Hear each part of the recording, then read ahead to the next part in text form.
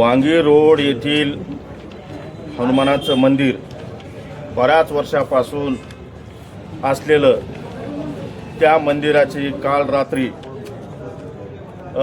3 वाजता मूर्ती आणि मंदिर हे जमीनउद्ध्वस्त केलं आणि मूर्ती ही कचऱ्याच्या ट्रॉलीमध्ये आणून या महानगरपालिकेनं या ठिकाणी आणलेली आहे. त्या अनुषंगानं रात्री 3 वाजताचा जो प्रताप महानगरपालिकेनं केलेला आहे त्या अनुषंगानं आज आम्ही या ठिकाणी ठिय्या आंदोलन हे करत आहोत. सर्व हिंदू धर्मीय काय तुमच्या मागण्या मागण्या काय एकच आहे, मंदिर आमचं जशाल तसं द्यावं, आमची मूर्ती जशाल तशी द्यावं बस. आणि महानगरपालिकेच्या महापौरानं आयुक्तांना माफी मागावं, नतमस्तक व्हावं त्या बजरंगबलीला. सर्व हिंदू त्या ठिकाणी सर्व हिंदूंना जे अपमानित केलेलं आहे त्यांची सगळ्यांनी माफी मागावी बस, एवढंच आमचं म्हणणं आहे. स्वतःचा कॅबिन 1 कोटीच्या बनवायचे आमचे हिंदू देवाचे मंदिर पाडायला ते 1 महिन्यामध्ये फरकाम गाजवलं.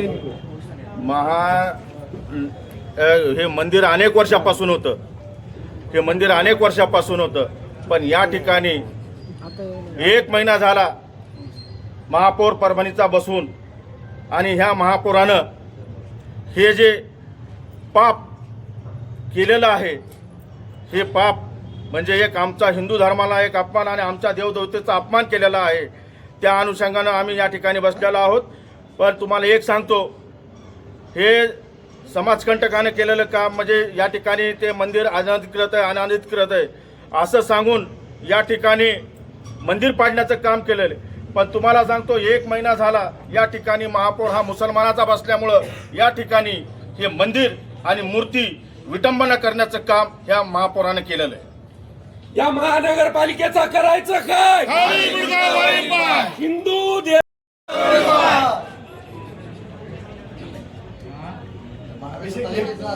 असं कसं कहून काय म्हणजे महानगरपालिकेवर पुन्हा निजाम आलाय म्हणून असे वृत्ती चालू आहे. निजामच आलाय ना.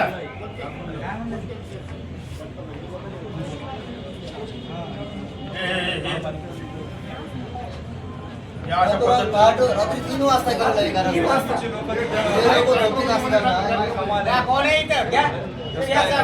आणि परभणी शहरामध्ये ज्या दुकानं जी आम्ही गोमांस विक्री केली जाती मंदिराची तो मुद्दा लक्षात नाही आला त्यांच्या. मंदिराच्या बाजूला गोमांस विक्री केलं जातं तो मुद्दा नाही. महानगरपालिकेला हे दिसलं नाही की गाड्या रस्त्यावर असतात सगळे. साहेब आपण कुठे माहिती आहे का, तुम्ही गेले असतात का अतिक्रमण म्हणजे त्याला काय त्रास होऊ लागला खाली. शहरात एका ठिकाणी हजारो ठिकाणी वेगवेगळ्या धर्माचे सगळे आता या मोंढ्याच्या कॉर्नरवर तिथं मस्जिद बांधणं चालू आहे नगरपालिकेच्या जागेवर. त्याच्यावर काय कारवाई केली? इथं मुतारी होती, त्या मुतारीवर यांनी मस्जिद बांधली मुसलमानांनी. हिंदू मुसलमान भांडण लावायचं बरं साहेब, जबाबदारी यांची येते. अशा पद्धतीनं वागणं म्हणजे काय? भावना वगैरे कारवाई हे अर्ज कोण देत? उद्या दंगल झाली तर जबाबदारी महानगरपालिकेची आहे साहेब. अरे कोणाला एखादी नोटीस नाही, 4 लोक जमा केले नाही, कायदा नाही का महापालिकेत? आणि तुम्ही पोलीस प्रशासनानं तुम्ही दिलं त्याला प्रोटेक्शन. तुम्हाला प्रकरण वाढवायचं होतं का हे करायचं होतं? नाही साहेब, आता हिंदूच्या विरोधात तुम्ही प्रोटेक्शन दिलं, आम्ही मुसलमानांच्या विरोधात तुम्ही हिंमत कुठे देतो आम्ही दोन जाऊन तुम्हाला माहिती आहे हे सगळे हिंदू नाही का गाडीमध्ये हात काढून बसतात. इथं थांबलेले आहेत. आता इथं आमची मूर्ती द्या, आम्ही आमचा चबुतरा बांधतो त्या ठिकाणी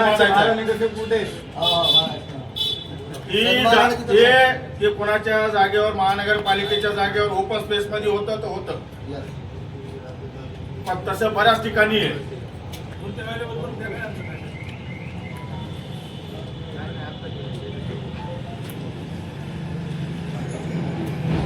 चुका तुम्ही करत जा.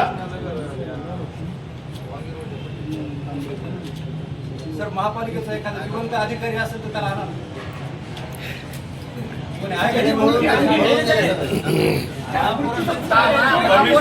कमिशनर, डेप्टी कमिशनर साहेब तुम्हाला रिक्वेस्ट करतो, चांगले वाटते पोलीस प्रशासनामुळे सगळे टिकले मी 2 घंट्याच्या ठिकाणी बसा हे जे पैसे भाडखाऊ भांडणं लावणारे साहेब 2 घंट्याने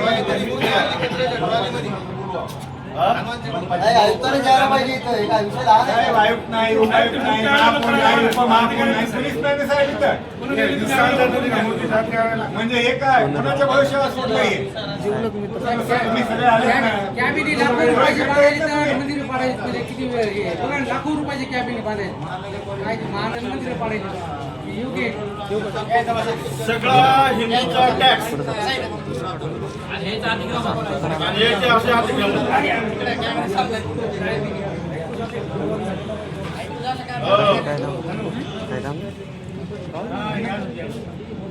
भांडणं करता येते इथं भांडणं व्हायला कोण कोणाला नाव तुझ्या बाजूला बघू मामाला कोण नाव नाही त्यांना माहिती नाही ते